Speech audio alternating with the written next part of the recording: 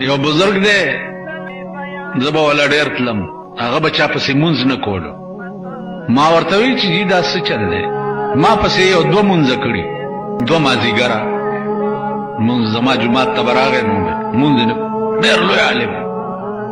ډېر مې تنګ کو چې تنګ مې کو نو کوټې ته نه ایستم او راته یې وویل چې پرېږدې مې نه څه درته وښیم مال نه جي زه یریږم واسې حال راته ووایه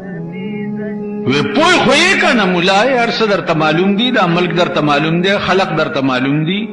عقیدې درته معلومې دي مالاو چې ویل مونځ بني آدمو سره په صف کې هم کېږي او بني آدم پسې هم کېږي